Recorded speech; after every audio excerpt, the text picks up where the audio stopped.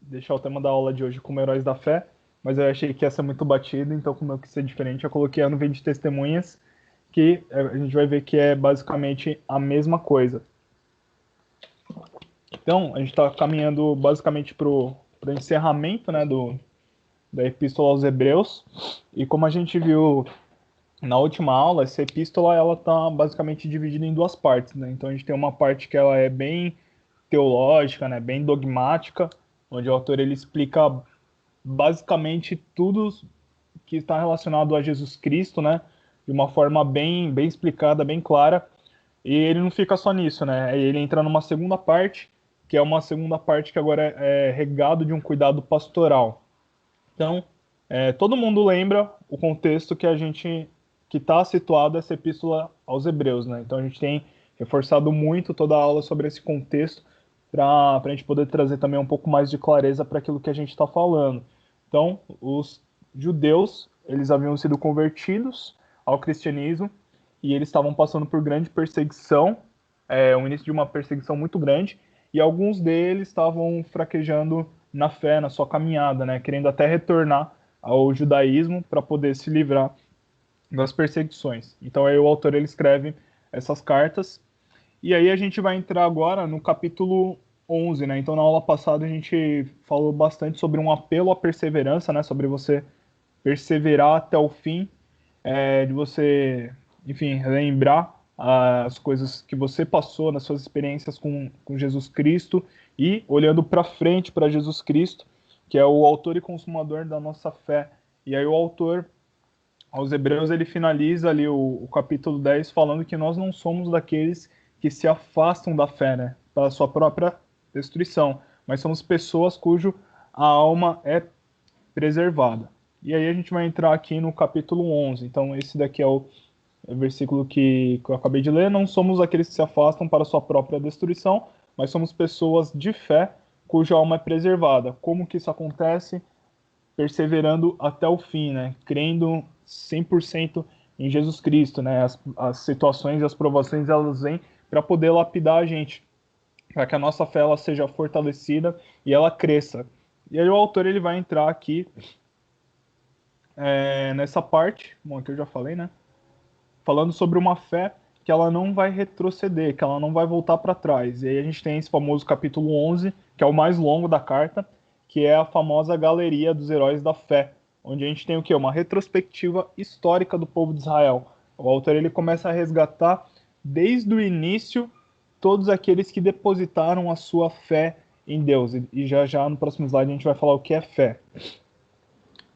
Segundo o Donald Guthrie, o propósito do escritor é ilustrar a continuidade entre os cristãos hebreus e os homens piedosos, né? Aqueles homens que se dedicaram a sua vida de uma forma devocional a Deus na antiguidade. Então, as suas proezas elas são vistas como um prelúdio apropriado para a era cristã. Então, eu não sei se vocês lembram quando a gente estudou a história da igreja, que a gente viu muito isso, como que essa fé em Deus ela vai sendo repassada geração pós geração, né? Então tem uma certa continuidade. Hoje a gente está no ombro de gigantes da fé. Hoje a gente é muito privilegiado por tudo que a gente vive. Até se a gente entrar no contexto da nossa igreja, da Assembleia de Deus Unida, a gente está em ombros de gigantes, né? Pessoas que iniciaram um trabalho que trouxeram valores muito bonitos, valores honrosos assim para a nossa caminhada, né? Para fortalecer também a nossa fé. Vira e mexe a gente olha para trás e a gente lembra daquilo que as pessoas construíram. E isso daí fortalece a nossa fé para a gente continuar construindo. Então o autor aos Hebreus ele faz justamente isso. Ele vai resgatando essa história do povo de Israel para mostrar como que essa fé ela era fortalecida e passada de geração a geração. E isso encorajava os seus leitores cristãos a também permanecerem na fé. Então o autor ele relata a história do povo de Deus ao longo dos séculos, tá? Então, alguém pode ler o que está aqui no slide? Hebreus 11, A fé mostra a realidade daquilo que esperamos. Ela nos dá a convicção de coisas que não vemos. Pela fé, pessoas em tempos passados obtiveram a aprovação. E pela fé, entendemos que todo o universo foi formado pela palavra de Deus. Assim, o que se vê originou-se daquilo que não se vê. Muito bem. Hoje a gente acaba associando muito a palavra fé com a crença, né? É uma pessoa de fé, uma pessoa devota. Mas eu queria, diante de tantos significados de fé, eu queria me atentar ao que a Bíblia está falando para a gente, o que é fé. E aqui a gente vai encontrar a única passagem da Bíblia que traz uma definição do que é fé. Em outros contextos a gente vê falando sobre fé, mas nunca a palavra fé sendo explicada. E a Bíblia ela vai falar de duas coisas aqui para a gente. Aqui eu trouxe algumas passagens diferentes, né? Então, em algumas Bíblias está falando sobre realidade, certeza, um firme fundamento, e outras, esse é um ponto, e um outro ponto é uma convicção e evidência. Então, a fé, quando a gente crê, quando a gente tem fé, a gente está falando de duas coisas, de uma realidade, né, de uma certeza, e o segundo ponto a gente está falando de uma convicção, e eu gosto dessa palavra evidência. Então, é uma realidade do quê? E é uma convicção do quê? É uma realidade daquilo que a gente espera. Então, e aí que está o paradoxo das coisas, né? Porque geralmente aquilo, geralmente não, né? Sempre aquilo que é real já não é aquilo que a gente espera, né? Aquilo que é concretizado. Então, se eu falo, por exemplo, que eu tenho uma televisão, eu tenho aqui minha televisão porque ela já chegou. Agora, quando você faz uma compra, por exemplo, pela internet, que você compra e você tem que esperar aquela compra chegar, ainda não é uma realidade. Se eu fiz uma compra de um tênis, por exemplo, pela internet, e vai chegar daqui a 30 dias, eu ainda não estou calçando esse tênis no meu pé. Ele ainda não é uma realidade. Mas a Bíblia ela fala que a fé é uma realidade daquilo que a gente espera e muito mais, é uma convicção daquilo que a gente não vê. Então, esse tênis, eu ainda não estou vendo ele, não estou palpando ele, mas quando a gente fala de fé, isso existe. Então, é um negócio muito, bem um paradoxo, porque fala de uma realidade, é algo real, mas é algo que eu ainda não estou apalpando agora, porque é algo que eu espero. E ao mesmo tempo, é uma evidência de alguma coisa que eu não vejo. Lá na onde eu trabalho, e quem está trabalhando aí, está em algum ramo de empresa assim, um pouco maior, é normal a gente ter algumas auditorias. E toda auditoria ela é pautada em evidenciar a conformidade de alguma norma ou de enfim, algum parâmetro ou alguns procedimentos. O auditor, quando ele está auditando, ele pergunta para você assim, você tem um procedimento, você tem, por exemplo, na onde eu trabalho, a gente tem um sistema de gestão de meio ambiente.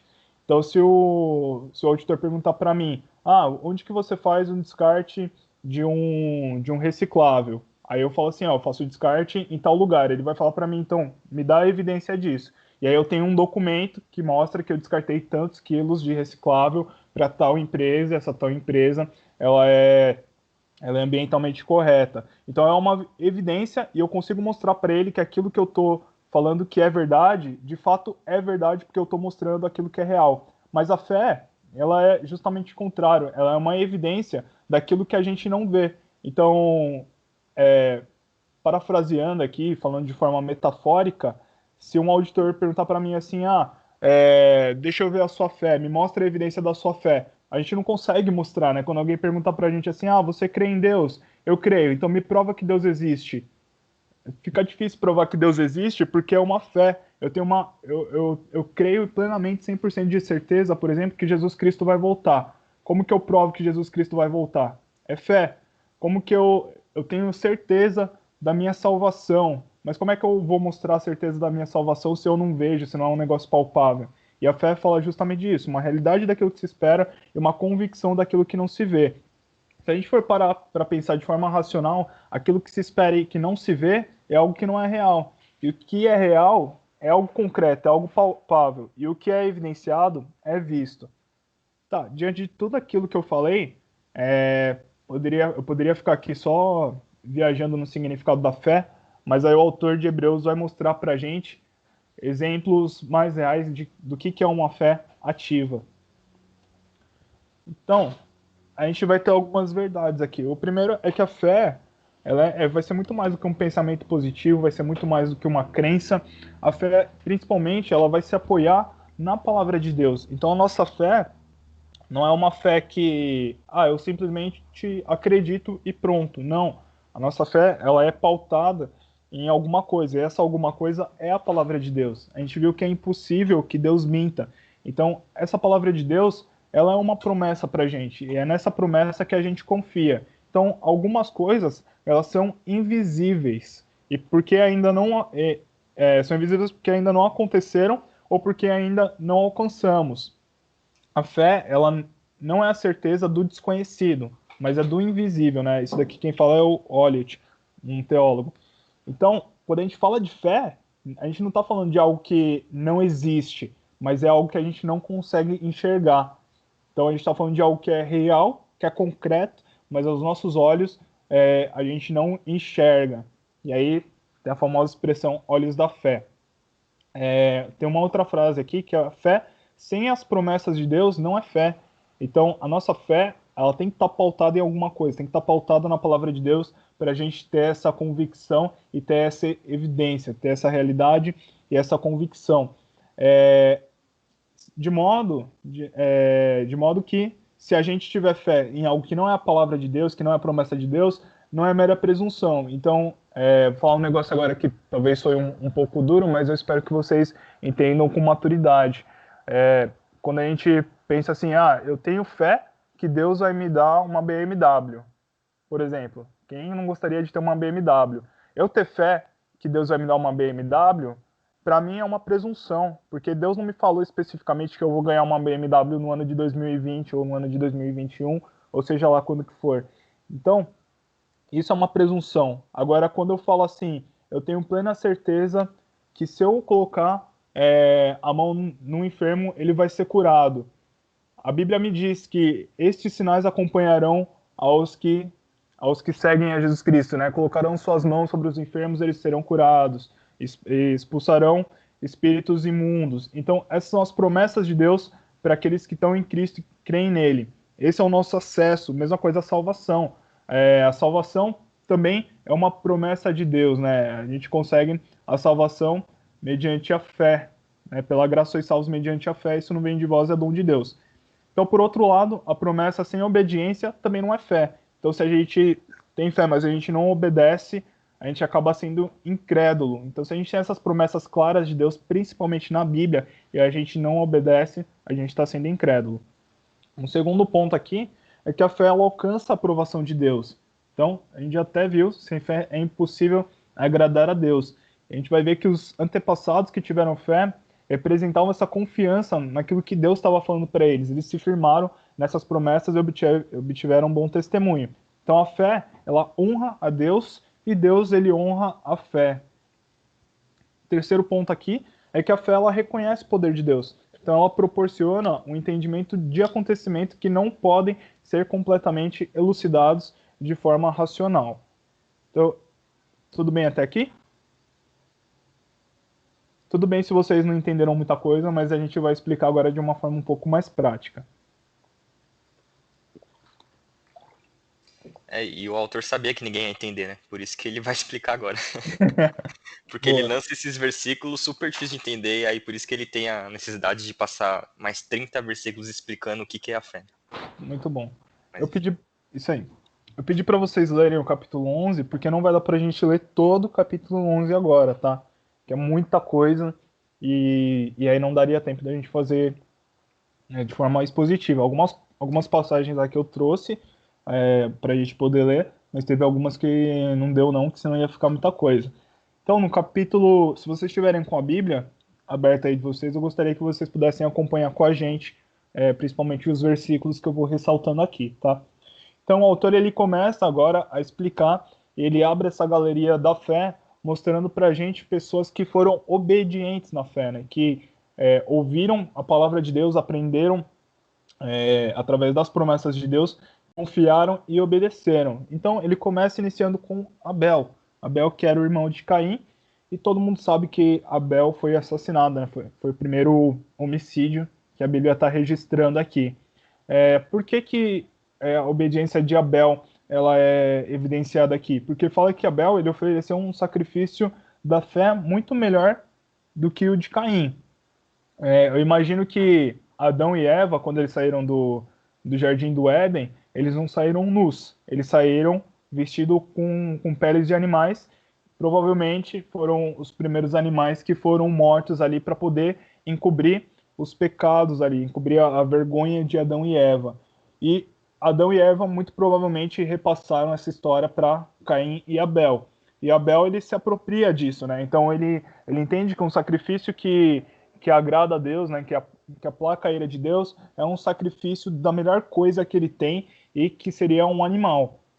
E aqui é muito interessante porque a oferta ela vem depois de quem está ofertando. Então o coração de Abel vem muito antes da oferta que ele traz. Então Abel estava preocupado com o quê? Estava preocupado em agradar a Deus. O seu coração estava disposto a estas coisas. E aí ele oferece um sacrifício melhor. Já Caim era diferente. Caim, o coração dele não estava preocupado com essas coisas. Ele simplesmente queria fazer um ritual ali de oferecer alguma coisa para Deus. Ele não ofertou o seu melhor, nem melhor da sua oferta e nem o melhor do seu coração. Por isso que Abel ele foi considerado ali um homem justo, a gente vê lá em Mateus 23:35.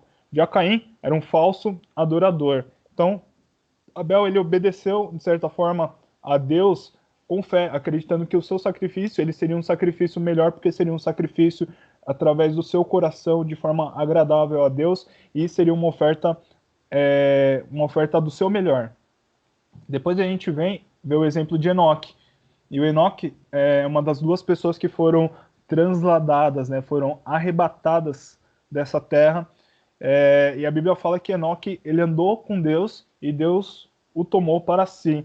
Então, quando a gente olha para Enoque, a gente vê um exemplo de uma pessoa que ela anda pela fé, né? Então, o mundo estava extremamente corrupto nos tempos de Enoque, mas Enoque ele perseverou confiando em Deus, né? Desfrutando e alimentando um relacionamento com Deus.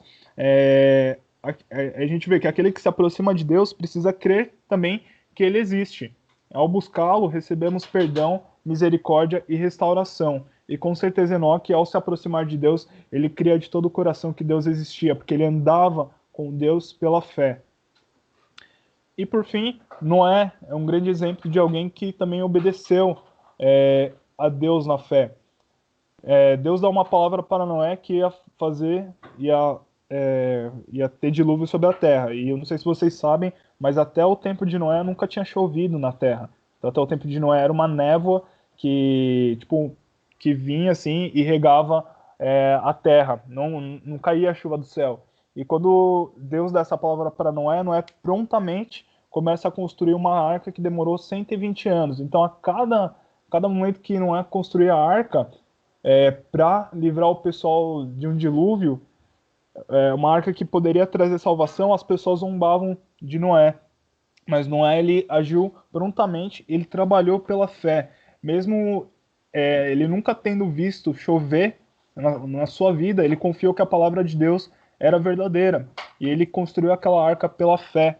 E não foi um negócio que, tipo assim, choveu em 6 meses. Demorou 120 anos para chover. Noé investiu 120 anos da sua vida construindo a arca. Então isso daí mostra uma fé obediente e perseverante. Depois a gente vai caminhar um pouco para Abraão, que vai falar de uma fé... Rodrigo? Oi? Desculpa interromper. Ai, gente, pode voltar só um pouquinho que eu não consegui ler, que eu tô indo agora, que a Nina passou mal do estômago. Mas ela tá boazinha, graças a Deus.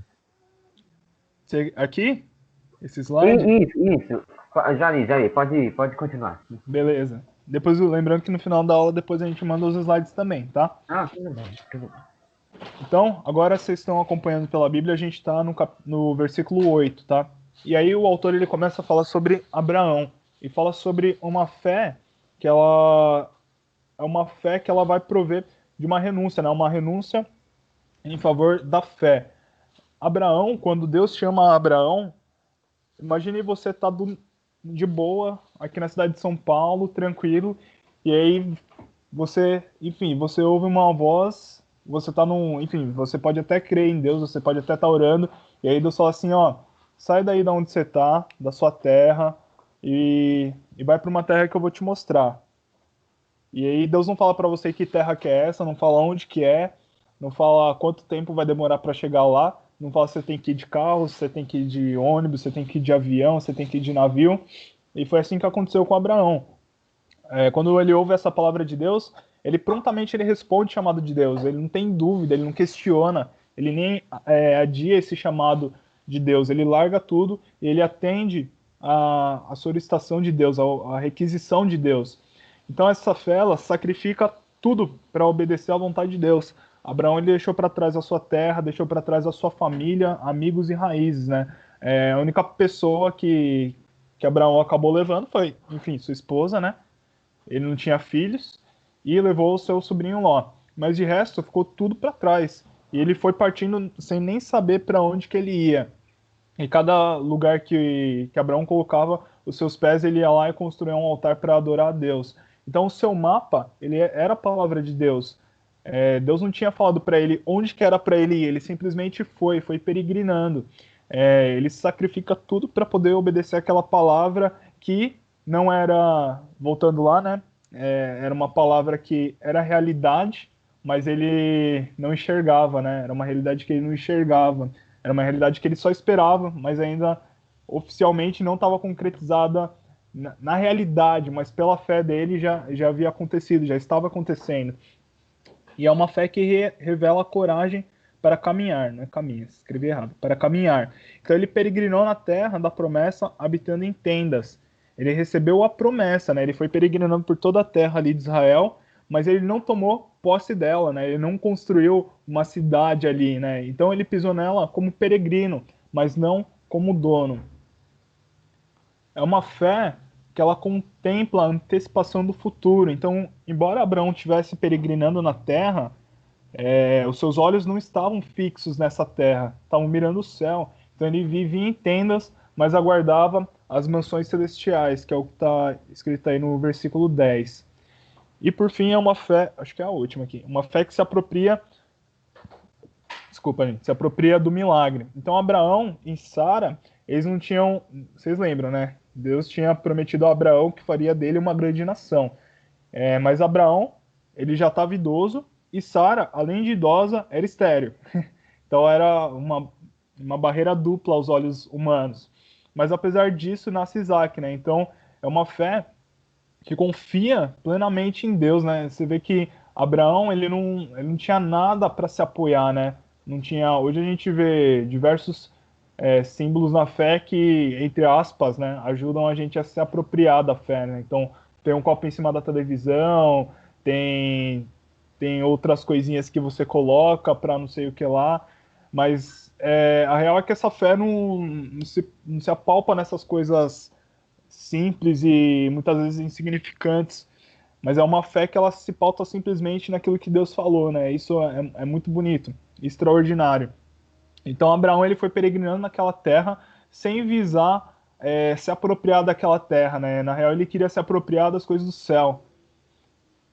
E aí a gente trouxe essa passagem para a gente poder ler e falar um pouquinho sobre ela. Alguém quer ler? Versículo 13 ao 16. Todos eles morreram na fé e, embora não tenham recebido todas as coisas que lhes foram prometidas, os avistaram de longe e de bom grado os aceitaram. Reconheceram que eram estrangeiros e peregrinos neste mundo. Evidentemente, quem fala deste modo espera ter sua própria pátria. Se quisessem, poderiam ter voltado à terra de onde saíram, mas buscavam uma pátria superior, um lar celestial. Por isso, Deus não se envergonha de ser chamado Deus deles, pois lhes preparou uma cidade. É muito interessante porque fala que todos eles morreram na fé. Eles não receberam todas essas coisas, né? Deus havia prometido, Deus havia prometido para Abraão que de Abraão teria uma grande nação, mas Abraão não viu essa grande nação surgir, de modo que as avistaram de longe, né? Tem algumas versões que falam as saudaram de longe. E talvez se fosse a gente, muito provável a gente não teria essa maturidade, né? poxa, Deus me prometeu tal coisa, tem que acontecer até eu morrer, né? Se Deus me prometeu alguma coisa, eu não posso morrer até que aquela promessa aconteça. Quem já ouviu isso daí? E, gente, na real, Abraão, ele recebeu algumas das promessas de Deus, mas existiam promessas muito superiores que ele deve estar desfrutando agora com certeza no céu. E algumas versões falam que alguns desses heróis da fé, eles saudaram de longe essas promessas. Então, é como se acabou a vida deles e eles estivessem, tipo, dando tchauzinho, assim, ó, aquilo que Deus me prometeu, maravilha, eu consegui conquistar essas coisas pela fé, mas existe alguma coisa muito mais superior, existe uma pátria superior, existe um lugar superior, existe algo muito melhor que eu vou desfrutar pela fé que eu depositei durante tantos anos de perseverança. Então, algumas promessas eles não receberam, eles saudaram de longe, né? Eles avistaram de longe. E aquilo até que eu falei uma certa vez, quando a gente estava comentando que Moisés não tinha entrado na Terra Prometida. E eu lembro que eu até falei justamente isso para vocês. Sabe, tipo, para Moisés, provavelmente tanto faz se ele não entrou na Terra Prometida física, porque ele entrou na Terra Prometida espiritual. Deus tomou Moisés para si, e Moisés pôde entrar na presença de Deus, muito melhor do que entrar e desfrutar da Terra Prometida, né? Então essas pessoas eram estrangeiras nesse mundo, peregrinos. Elas estavam aqui simplesmente de passagem, assim como cada um de nós. Então, cada um de nós, a gente deve ter algumas promessas que a gente recebeu de Deus, e eu creio que Deus tem algumas promessas mais particulares, mas tem as promessas também que estão na Bíblia que a gente com certeza pode desfrutar. Mas a gente tem que entender que recebendo essas promessas ou não, a gente precisa ter essa fé depositada em Deus, sabendo que existem coisas muito superiores daquelas que podem acontecer nesse mundo terreno. A fé, ela também exige alguns sacrifícios, então a fé ela resplandece em tempos difíceis. A gente vê aqui a submissão de Abraão quando ele espera 25 anos para que a promessa de que ele iria ter um herdeiro se cumprisse. E quando Isaac nasce e Isaac cresce, Deus ordena que Abraão sacrificasse seu filho. E Abraão ele não questiona nem se demora, prontamente ele se dispõe a sacrificar Isaac. Pode ser algo bem difícil da gente entender como que Abraão assim, esperou tanto tempo e do nada o cara vai lá e se preocupa e nem se preocupa em sacrificar o filho, em matar uma criança. Como que a gente pode imaginar um negócio tão cruel? Mas a Bíblia fala que Abraão ele tinha fé que se Deus pediu para ele matar Isaac, e ele matasse Isaac, Deus ia ressuscitar Isaac porque havia uma promessa que dele iria surgir uma grande nação. E até o momento nunca ninguém tinha ressuscitado, mas Abraão ele tinha essa fé que Deus poderia até ressuscitar Isaac se ele matasse Isaac. Então uma fé realmente inabalável, né, que exige alguns sacrifícios e mostra pra gente que a gente tem que ser submisso. Depois, avançando um pouco na história, a gente vê que Isaac ele tem dois filhos, né, Esaú e Jacó. E Deus ele fala para Rebeca, né, fala para Isaac que o mais velho serviria o menor. Então, quando Isaac ele abençoa, vocês conhecem a história, não dá para a gente ficar recontando aqui a história, né? Mas depois, se vocês ficarem com vergonha e quiserem perguntar mais para o final, a gente dá uma passada rápida aqui. Mas Jacó, que era o filho mais novo, ele recebeu todas as bênçãos de primogenitura, enquanto Esaú recebeu aquilo que sobrou, que não era quase nada, né?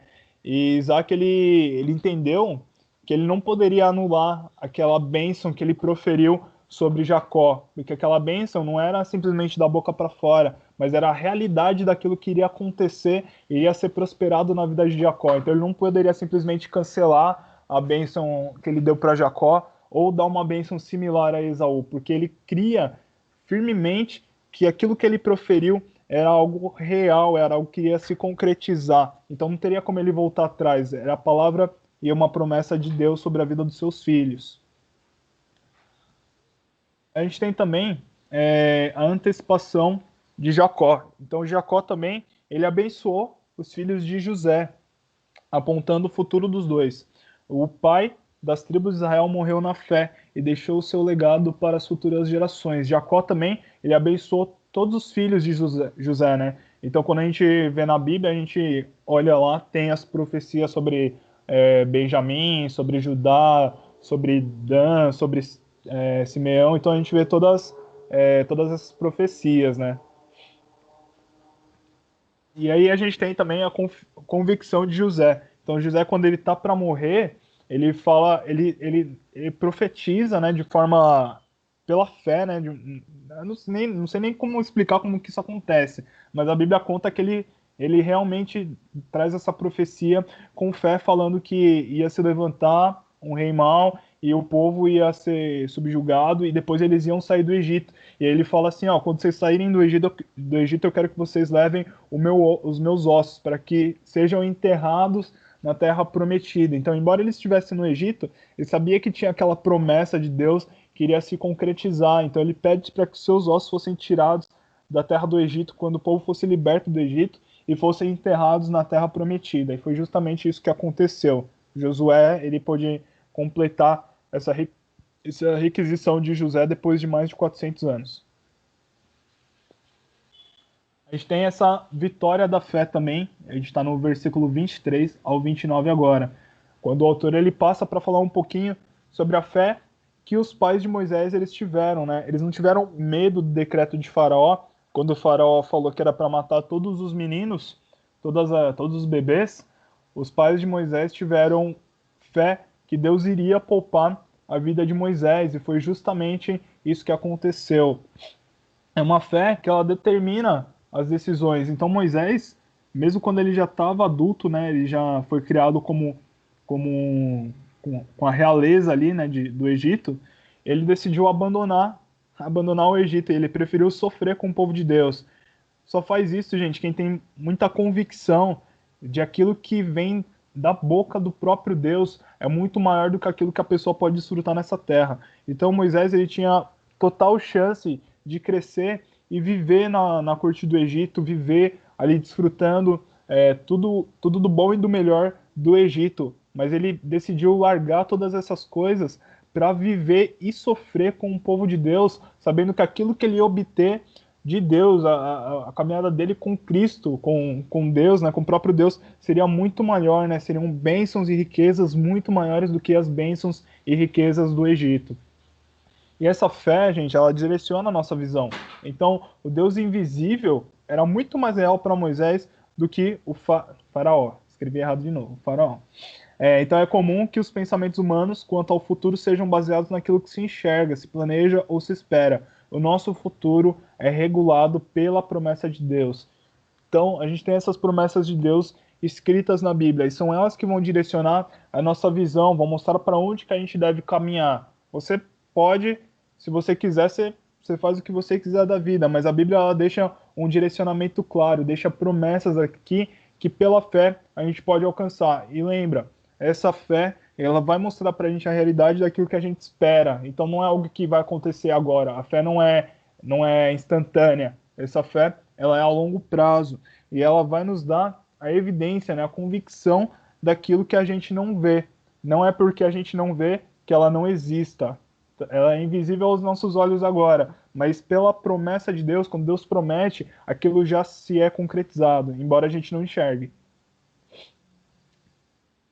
Pela fé, a gente também reconhece o livramento. Então, imagine o povo do Egito celebrando a Páscoa, a primeira Páscoa, né, quando o anjo da morte ia passar. Eles tinham que fazer todo um ritual, passar o sangue do cordeiro nos umbrais das portas, e eles tiveram fé que ali Deus ia trazer um livramento para eles, e foi justamente isso que aconteceu.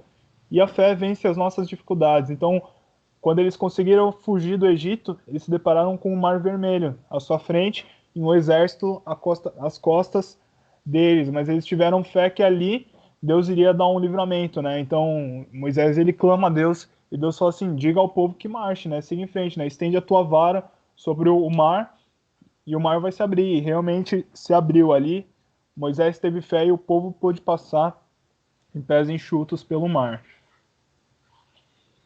E agora eu queria acelerar um pouquinho, até porque o próprio os próximos versículos já estão falando sobre isso, né? Que é tantos exemplos de pessoas que tiveram fé e todos eles, essa fé é algo, nossa gente, é algo que a gente não consegue apalpar, mas se eu pudesse deixar aqui o que é fé realmente, é a gente ter plena confiança na palavra de Deus, naquilo que Deus fala, sabendo que é dele que sustém todas as coisas. O autor ele está falando, pela fé, o povo marchou ao redor de Jericó durante 7 dias, e as suas muralhas caíram. Imagine, o povo estava ali, não conseguia nem conquistar aquela cidade, e Deus falou assim, dá 7 voltas aí pela cidade durante 7 dias, e as muralhas vão cair. Claro que eu tô dando uma suavizada, mas tem toda a palavra de Deus ali, de como que eles deveriam realmente proceder. E é engraçado que até o povo dentro da cidade de Jericó estava com mais fé do que eles, né? Porque a Bíblia fala que o povo dentro da cidade estava se estremecendo de medo. Tanto que aí a prostituta Raabe, ela teve essa fé que o Deus de Israel era um Deus poderoso e verdadeiro. Imagine chegando um povo ali, eles nem estavam enxergando o Deus daquele povo, mas eles sabiam que ali tinha algo diferente naquele povo, né? E ali a prostituta Raabe, ela decidiu colocar sua fé, mesmo ela sendo estrangeira, e ela não foi morta com os habitantes da sua cidade. A Bíblia fala, né, que se recusaram a obedecer, pois ela acolheu em paz os espiões. E depois, não sei se vocês sabem, mas Raabe aí, se eu não me engano, é bisavó de Davi, alguma coisa assim. Raabe depois casou com não sei quem lá e gerou não sei quem, que tá lá em Mateus, agora de cabeça eu não vou lembrar, mas teve algumas gerações e tá lá em Mateus 1, vocês conseguem ler, até chegar em Davi. Então, tem uma linhagem de Raabe, e Raabe era estrangeira. E, quanto mais preciso dizer, diz a Bíblia, levaria muito tempo para falar sobre a fé que Gideão, Baraque, Sansão, Jefté, Davi, Samuel e os profetas tiveram. Pela fé, eles conquistaram reinos, governaram com justiça e receberam promessas. Fecharam a boca de leões, apagaram chamas de fogo e escaparam de morrer pela espada. Sua fraqueza foi transformada em força. Tornaram-se poderosos na batalha e fizeram fugir exércitos inteiros. Como eles fizeram isso? Simplesmente pela fé. Então, em todo momento, cada um desses heróis da fé, embora eles não enxergassem aquilo que já estava proferido pela palavra de Deus, pela boca de Deus, que era a realidade, embora eles não enxergassem isso, eles depositaram toda a sua confiança, sabendo que de Deus iria toda essa provisão. Mulheres receberam de volta seus queridos que haviam morrido. Outros, porém, foram torturados, recusando-se a serem libertos e depositaram sua esperança na ressurreição para uma vida melhor. Alguns foram alvos de zombaria e açoites, e outros acorrentados em prisões. Alguns morreram apedrejados, outros foram cerrados ao meio, e outros ainda mortos à espada. Alguns andavam vestidos com peles de ovelhas e cabras, necessitados, afligidos e maltratados. O autor aqui ele não se contenta simplesmente em falar daqueles que alcançaram bênção através da sua fé, mas fala também de uma fé que ela pode gerar, pode requerer alguns para a gente problemas, né? Então, quando a gente deposita 100% da nossa fé, a gente pode alcançar as nossas promessas em Cristo e bênçãos até terrenas e materiais, mas a gente pode também ser torturado como muitos foram, cerrados ao meio como muitos foram, né? Isaías foi cerrado ao meio, Jeremias sofreu demais, não foi nem aceito pelo seu próprio povo, teve gente que foi apedrejada, tem gente que foi passado pela espada, tem gente que passou necessidade, mas eles nunca fraquejaram na fé. E aí eu acredito que o Espírito Santo está inspirando o autor a escrever essas coisas para mostrar para aquele povo que estava passando dificuldade que essa fé ela é tanto para bonanças quanto para situações difíceis. Mas é fato que a gente depositando essa fé, essa confiança 100% em Jesus Cristo, não retrocedendo, mas sempre avançando e perseverando, a gente vai alcançar algo muito maior, porque a gente não é dessa terra, nossa pátria não é dessa terra. Cada um de nós somos peregrinos e a gente almeja algo muito maior na eternidade com Deus. E aí eu gosto muitíssimo dessa frase, fala que este mundo não era digno deles. Cada um daqueles que perseveraram na fé, cada um que que creu onde não tinha nada palpável para se acreditar, aqueles que viram a realidade daquilo que era invisível, aqueles que perseveraram esperando tanto algo vindo da parte de Deus, aqueles que saudaram de longe essas promessas. A Bíblia fala, este mundo não era digno deles. E eu gostaria muito de ser um desses exemplos. Eu queria que vocês também fossem esses exemplos de pessoas que o mundo quisesse cuspir cada um de nós, porque a gente não é digno desse mundo, a gente não é digno de viver os padrões desse mundo. Existe algo muito mais sublime, que é viver a vontade de Deus. Existe algo muito mais perfeito, muito mais eterno, que são as promessas de Deus. Eu até coloquei essa foto que é um pouco chocante, de alguns anos atrás. Provavelmente vocês viram essa reportagem referente ao Estado Islâmico que acabou assassinando alguns cristãos ali no Egito.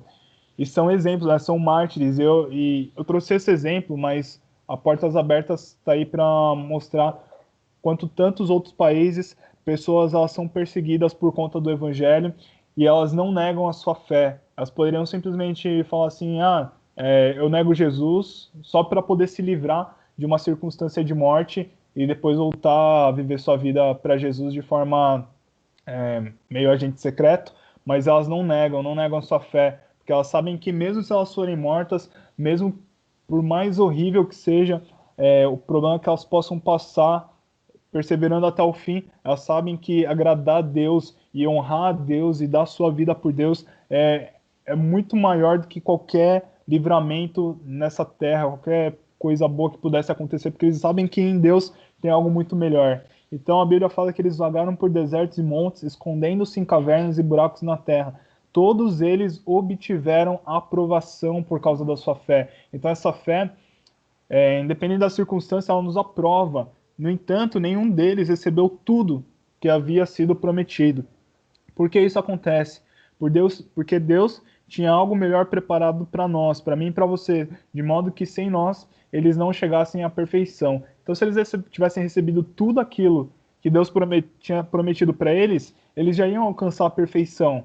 Mas eu acredito que Deus ele quer construir durante gerações um progresso na fé, né? Que cada pessoa, cada próxima geração, ela continue a progredir, a crescer nessa fé e honrando a Deus com as suas vidas. Então, um resumo aqui. Vocês querem falar alguma coisa? É que eu tô correndo por causa do tempo. Mas posso prosseguir? Pode. Depois do resumo eu quero falar algumas coisas. Beleza. Então, os heróis da fé, eles não eram pessoas perfeitas. Eram pessoas falhas, mas elas perseveraram até o fim. Boa parte desses heróis são pessoas desconhecidas. A Bíblia, ela relata alguns desses heróis, mas existem tantos outros ali que a gente não sabe nem o nome e que foram heróis da fé. Tanto no Antigo Testamento, quanto no Novo Testamento, quanto na Idade Medieval, na Idade Média, na Idade Moderna, na Idade Contemporânea, existiam heróis da fé. E aí, puxando um gancho daquilo que o pastor Miqueias falou ontem, de heróis da fé, pessoas tão novas, jovens que assim gastaram as suas vidas em prol do reino de Deus, gastaram a sua vida em favor da sua fé, né? Mesmo os jovens, Spurgeon começou a pregar, se eu não me engano, com 9 e 13 anos, e sabendo e confiando em Deus, né? Em 100% de certeza, de convicção, que viver a sua vida para Deus era a melhor coisa que poderia acontecer, independente das barreiras que pudessem se levantar, os obstáculos que pudessem se levantar em suas vidas. A fé dessas pessoas não era um salto no escuro, né? Às vezes a gente pensa que a gente ter fé nas promessas de Deus é a gente dar um salto no escuro, né? A gente não enxergar e se jogar. Mas é muito pelo contrário, é uma confiança firme em Deus. Lembra, não é algo que não aconteceu, mas é algo que a gente não enxerga. Mas quando Deus profere a sua palavra, a gente se apropria, a gente confia de forma firme, mesmo que a gente não enxergue. A fé nem sempre vai nos livrar de problemas, angústias, sofrimentos e adversidades. Mas a fé, ela sempre vai nos conduzir a atitudes, ações e decisões práticas. Então, todo aquele que tem fé, Abel teve fé, ele ofereceu um sacrifício melhor. Enoque teve fé e ele andou com Deus toda a sua vida. Não é? Ele teve fé, e por causa da fé dele, ele construiu uma arca durante 120 anos e abrigou a sua família e foi livre do dilúvio. Abraão teve fé, ele saiu da casa da sua parentela e foi peregrinando por uma terra. Abraão ele teve fé também que Deus ia levantar uma grande geração através da sua vida. E mesmo Sara sendo estéril e sendo idosa, ali Deus proveu alguma coisa para sua vida. Então a fé ela sempre vai nos levar a alguma coisa prática. Então não basta a gente a fé sem obras é morta, né? A gente leu, já estudou Tiago, fala justamente sobre isso. Então quando a gente tem fé em Cristo, quando a gente tem firme confiança em Deus, isso daí tem que gerar em nós algumas ações, tem que gerar na gente, nas nossas vidas, fruto. Não adianta a gente ter uma fé e não ter fruto nenhum, porque isso daí não dá liga com aquilo que a gente acredita, né? Se torna, como é que eu falo? Perde essa credibilidade. Então a gente ter simplesmente uma fé que não vai nos levar a nenhuma ação, não é uma fé verdadeira. E Deus, ele tem apenas um povo, e esse povo é um povo cuja fé é nele e nas suas promessas.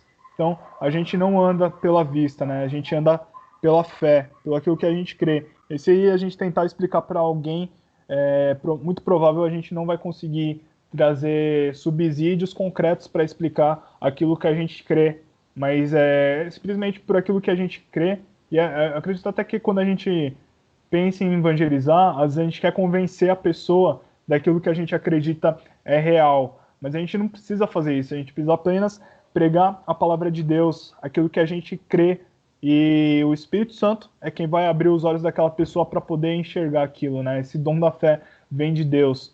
Então a gente não precisa se preocupar em tentar justificar aquilo que a gente crê, mas a gente precisa simplesmente crer e que essa nossa fé em Deus leva a gente a decisões práticas em atitudes e ações.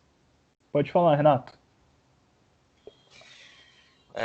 Alguém tem alguma pergunta antes? Porque aí depois eu falo e você continua a aula. Se alguém quiser falar alguma coisa antes. Tudo certo. Beleza. Então, beleza. Gente, eu queria falar alguns adendos aqui rapidinho sobre uma questão mais gramatical dessa passagem. Uhum. Não sei se vocês perceberam, mas ela tem um padrão. Basicamente, o padrão é que o autor ele começa a frase pela expressão pela fé, depois ele vai falar o nome da pessoa, então vai falar pela fé Abel, pela fé Enoque, pela fé Noé e tudo mais. Depois ele fala um evento ou uma ação que demonstrou essa fé, e depois ele vai falar o resultado dessa fé, o que é essa fé, que frutos gerou essa fé, né? Então, basicamente, tem esse contexto gramatical dessa passagem, e por isso que ele faz 40 versículos, basicamente, nesse contexto, para provar que a fé tem os seus frutos, para provar para a galera lá dos Hebreus que a fé tinha os seus frutos, que era, inclusive, bem melhor ter fé em Deus do que voltar para o judaísmo. Mas uma coisa interessante que eu queria trazer é sobre essa expressão do pela fé. No grego, essa expressão ela vai trazer dois sentidos muito interessantes. Não sei se vocês lembram, mas lá em Colossenses a gente falou um pouco sobre isso, que Paulo usa umas expressões que têm duplo sentido, umas expressões que pode ser por Cristo ou pode ser em Cristo, então traz essas duas possibilidades. Em Hebreus a gente também pensa nisso. Então essa palavra pela fé, no grego, ela vai estar em um caso que a gente chama de caso dativo. E caso é igual o que a gente chama no português de substantivo que é sujeito, ou que é objeto direto, ou que é objeto indireto, essas coisas. No grego também tem essas brisas, só que é com outros nomes. E esse dativo, ele é o mais próximo do nosso objeto indireto. E dentre milhares de funções que esse caso pode atribuir no texto, as duas principais funções que tem no Novo Testamento é um dativo com função de instrumental, ou dativo com uma função de locação, ou locativo, de um local, né? Então, essa palavra aqui, quando o autor ele usa essa palavra pela fé no dativo, ele pode trazer duas explicações, dois sentidos que parecem muito verdadeiros nessa passagem, se a gente analisar todo o contexto. Tanto como sendo uma fé instrumental, então a fé como um instrumento para atingir a aprovação, mas também a fé como um local, a fé como um local de obediência, um local de fidelidade, um local de ser fiel a Deus por meio da sua fé. Então a gente vê aqui que provavelmente o autor aos Hebreus ele quis trazer esse duplo sentido proposital. Por quê? Porque ele manja muito de grego. Se fosse João escrevendo, a gente não ia falar que ele... A gente não, né? Os teólogos. Os teólogos não iam falar que ele queria trazer um duplo sentido porque ele não manjava tanto assim do grego. mas quando é Paulo, quando é Pedro escrevendo, quando é esse autor aos Hebreus, a gente vê que provavelmente ele quis trazer esses dois sentidos, para mostrar que a fé é tanto um instrumento para obter aprovação, quanto a fé também é um local onde se obtém a aprovação. Então esse é o que a gente consegue ver nessa passagem no grego bem rapidinho. Ele quis provar para a galera que não basta apenas ter uma fé como instrumento, mas se essa fé não for um local de obediência. Mas também não adianta ter uma fé obediente a Deus num local, se não tiver um instrumento de acreditar nas promessas futuras. Então, não adianta, por exemplo, Abraão acreditar na promessa que ele teria um filho, se ele não fosse obediente a Deus em sair da sua tenda e tudo mais e seguir o caminho que Deus quis. Então a fé tem esse duplo sentido, tanto o sentido da gente ser a fé como um instrumento para a gente atingir a aprovação, como a fé ser um local também de obediência, onde a gente vai atingir a aprovação por meio dessa obediência também. Então é só esse adendo que eu queria trazer sobre esse duplo sentido aí que tem essa curiosidade que tem no grego aí. Muito bom. Então a gente, além de ter fé, a gente precisa também sempre obedecer, né? Tá nesse local de obediência. As duas coisas bem complementares.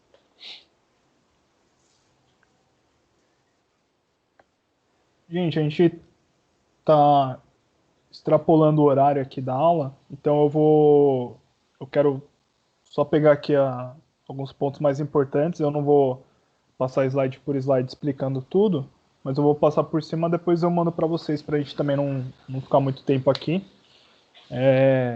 Aí depois vocês lerem, se vocês tiverem dúvida, quiserem conversar alguma coisa, a gente volta um pouquinho, tá? Então, depois que o autor encerra, né, esse capítulo 11, ele fala um negócio bem interessante. Portanto, uma vez que estamos rodeados de tão grande multidão de testemunhas, algumas versões falam nuvem de testemunhas, livremo-nos de todo o peso que nos torna vagarosos e do pecado que nos atrapalha, e corramos com perseverança a corrida que foi posta diante de nós. Mantenhamos o olhar firme em Jesus, o líder e aperfeiçoador de nossa fé. Por causa da alegria que o esperava, ele suportou a cruz sem se importar com a vergonha. Agora ele está sentado no lugar de honra à direita do trono de Deus. Pensem em toda a hostilidade que ele suportou dos pecadores. Desse modo, vocês não ficarão cansados nem desanimados. Ainda não chegaram a arriscar a vida na luta contra o pecado. Eu queria só focar aqui para a gente poder encerrar. O autor ele fala que a gente está rodeado de uma grande nuvem de testemunhas, ou de uma grande multidão de testemunhas. Quem que são essas testemunhas? São todos aqueles que perseveraram na fé.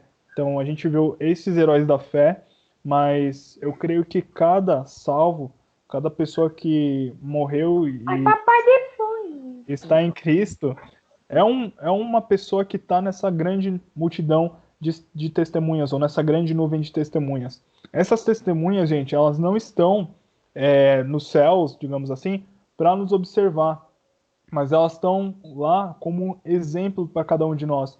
Então, quando a gente está rodeado por essas nuvens de testemunhas, eu olho para Davi e eu vejo a fé de Davi. Eu olho para Samuel, eu vejo a fé de Samuel. Eu olho para Pedro, Tiago, João, Paulo, eu vejo a fé de cada um deles. Eu olho para Agostinho, eu olho para John Wesley, eu olho para Jonathan Edwards, eu olho para Lutero, Calvino, eu vejo a fé dessas pessoas. Cada um deles são exemplos de pessoas que foram até o fim, que perseveraram até o fim. Então, a Bíblia fala que uma vez que a gente está rodeado de tão grande nuvem, de tão grande multidão de testemunhas, a gente tem que se livrar de todo o peso que nos torna vagarosos. Que peso que é esse? É um peso do pecado, é um pecado que nos atrapalha. Para o povo daquela época, para os destinatários, né, para os leitores, eu acredito que esse pecado era o pecado da apostasia. Então, a apostasia ela estava querendo e estava atrapalhando a caminhada deles, né? A Bíblia até usa esse termo de corrida que foi posta diante de nós. Então a gente tem uma corrida que a gente tem que correr, todo mundo tem que correr essa corrida. Alguns vão chegar ao final dessa corrida perseverando, outros não. Mas a gente tem que entender que existe um pecado que muitas vezes nos rodeia e nos atrapalha e impede que a gente percorra essa corrida até o fim. Para aquele povo, possivelmente esse pecado era a apostasia. mas para a gente pode ser outras coisas, e a gente precisa se livrar desse pecado, a gente precisa perseverar até o fim. E muito possivelmente a gente não vai conseguir fazer isso com as nossas próprias forças, mas a gente tem que se manter ligado, né? A gente tem que permanecer ligado na videira verdadeira. Então a gente estando em Cristo, sim, vai vir um pecado que nos atrapalha, mas a gente estando em Cristo, a gente estando com fé, confiando nele, na palavra dele, a gente vai sendo limpo por ele, né? O Espírito Santo vai nos santificando nesse processo. Então a gente faz isso como mantendo o olhar firme em Jesus. É Jesus que vai aperfeiçoar a nossa fé durante a nossa caminhada. A Bíblia fala que alguns ainda não chegaram a arriscar a sua vida na luta contra o pecado. Isso significa que, embora eles estivessem querendo apostatar da fé, né, querendo abandonar a fé, muitos deles não tinham nem sofrido ainda o martírio, que nem eram as pessoas antes deles, né? E sem sofrer o martírio, eles já estavam querendo abandonar a fé. Então a Bíblia fala, vocês ainda não chegaram nem a arriscar a sua vida na luta contra o pecado. Algumas versões falam, vocês não chegaram como é que é? A resistir até o sangue, alguma coisa assim do tipo. Então, poxa, quantas vezes a gente se dobra aos pecados, né? A gente não resiste tanto assim, né? Vem o pecado, a gente abre os braços para o pecado e abraça ele como se, enfim, como se não fosse algo que pudesse prejudicar a nossa caminhada, né? E a Bíblia fala que a gente tem que arriscar a nossa vida nessa luta, né? A gente tem que, saindo aqui um pouco do contexto de uma corrida, mas num octógono de MMA a gente tem que ir para cima, a gente tem que permanecer em Cristo, se fortalecer em Jesus Cristo para poder estar lutando contra essas falhas, contra esses pecados que vão nos retardar nessa corrida.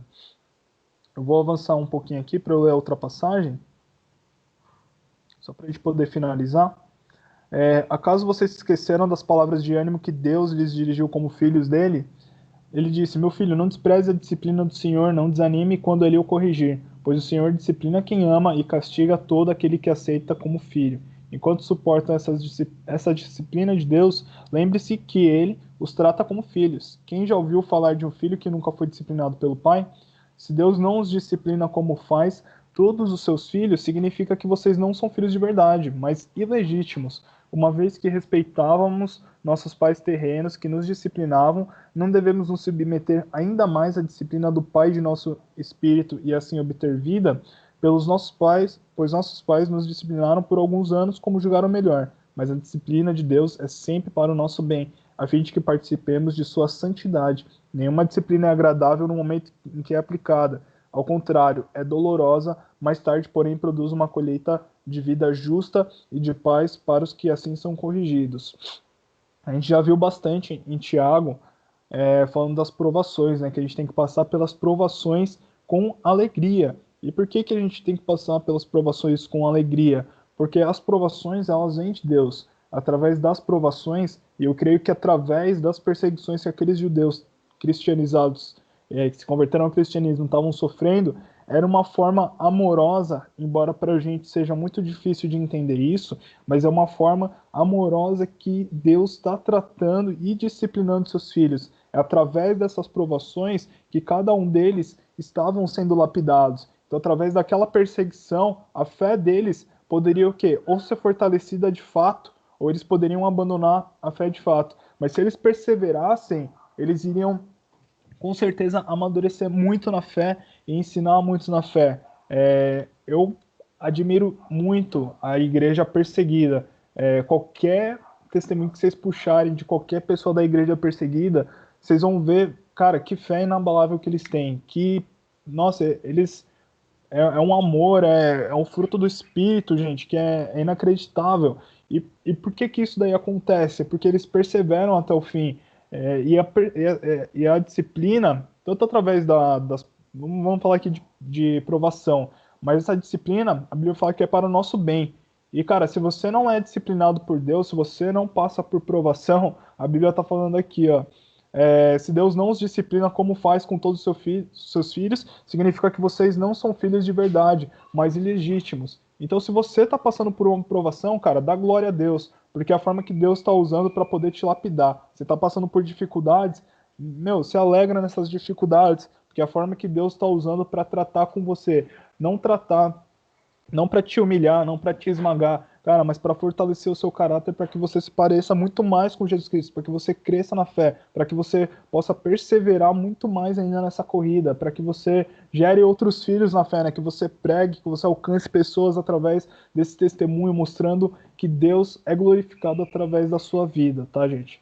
Então, o autor deixa essas palavras finais para mostrar também que através dessas perseguições, através desses, entre aspas, problemas, é como essas pessoas elas seriam fortalecidas e como que elas seriam lapidadas. Então essas provações são para o próprio bem, então é para a gente se alegrar nessas provações e a fim que a gente possa participar também da santidade de Deus.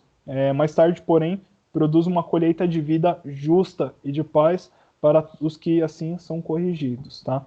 Então, depois eu vou mandar o slide para vocês com os pontos um pouco mais claros do que eu falei agora nessas passagens, mas basicamente é isso, gente. Então a gente viu exemplos aí de heróis da fé e o recado é claro para a gente.